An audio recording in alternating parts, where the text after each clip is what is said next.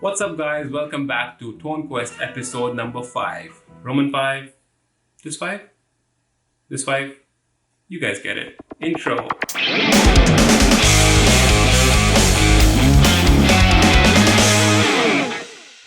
Alright guys, welcome back to another installment of ToneQuest. Hope you guys are really doing well. This is your good friend GT, and if you're new here, this series is all about me creating XFX presets and sharing it with you guys over Exchange and looking for your feedback and your support. So in case you've enjoyed the previous presets and you watched the previous episodes, link in the description, and you like them, please do subscribe if you haven't, and it'll really help me sustain the channel and the series. Of course, there's the whole like, comment, and share thing, which you guys are doing really well. Thank you so much for that. Keep doing the good work. All right, on to the preset. Today, we're looking at a more clean blues sort of a preset. The song we're looking at is called It's Probably Me by Sting, but it's featuring the godly Eric Clapton. Why do I say godly? Because recently I did a Google search on, what Eric Clapton is also known as, and this is the first search result that comes up. Really such a good testament to his music and his playing. Phenomenal guitar player. Now, this preset is a great example of how a guitar player really defines the tone, and it's not just the instrument. And when we say, tone is really in your fingers, yes, these fingers, this is what it really means. If you look at it, this tone is such a simple, clean tone, and anybody with a Strat and an XFX at home can create this. But it's the little nuances and the way Eric executes the solo is what makes the tone so special and so charismatic. So, fellow guitar players, if you are taking notes, stick around to the end of the playthrough and we'll talk about some gear and some tips that I want to share with you guys. Hope you guys enjoy the playthrough as always, and I'll see you guys on the other side. Cheers.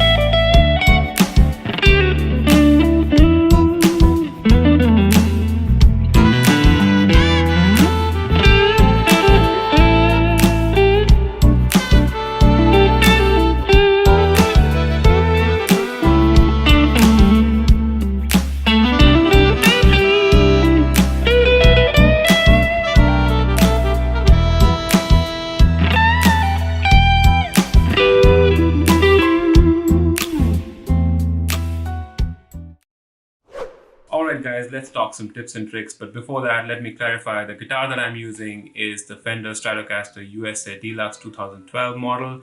It's got the noiseless N3 pickups which came stock with the guitar. The guitar is 100% stock. I haven't made any modifications to it whatsoever. Another disclaimer, you might need to tweak the preset a little bit to suit your style of playing and your gear. Seriously, everybody has different guitars, different pickups, different strings, different speakers, and the list goes on. Alright, back to the tips. Literally, there's so much going on in this solo, but here are 3 key tips that I want to share. Number 1, raking. You've heard me talk of this before, and you may ask, what exactly is raking? Raking, if you ask me, is a technique where you do a sweep sort of a motion with your right hand on muted strings to get to a note, and you let that note ring. I use my right hand and sometimes my left hand as well to mute the strings while I perform the scraping pick motion on the muted strings to get to the note that I want, and then let that note ring. Sometimes it's a bend or sometimes it's a simple note. Here are some examples.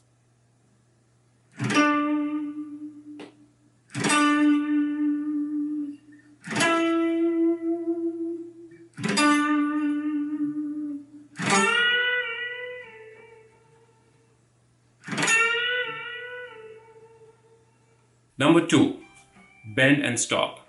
What do I mean by that? You've probably been using this in your regular playing if you're a blues player. In this technique, you basically bend the note to get a slightly sharper note, but before you release the bend and come back to the original note, you cut out the note with your hand or you pick, whichever is comfortable to you.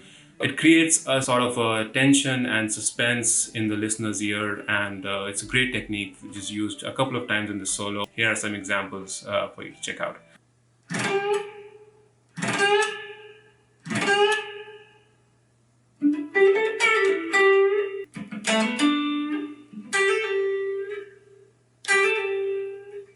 Number 3, dynamics.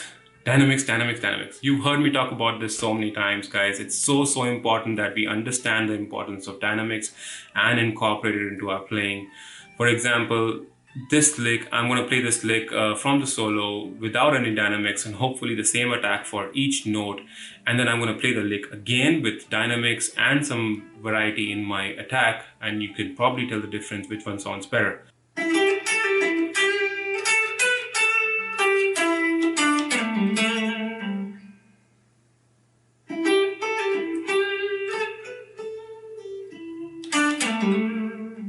So remember, guys, when to dig in and when not to dig in. Well, there you have it, folks. That's all for this episode of ToneQuest. Thank you so much for joining me. You know where the preset link is going to be sitting. It's going to be in the description and in the comments box below. Try it out, and whenever you do, come back to the video and leave me a comment and hit that like button if you like the preset. And if you haven't subscribed yet, please do. It really helps me in sustaining the channel and the series as well. I hope to see you guys in the next episode of ToneQuest. Till then, keep rocking. Cheers and bye-bye.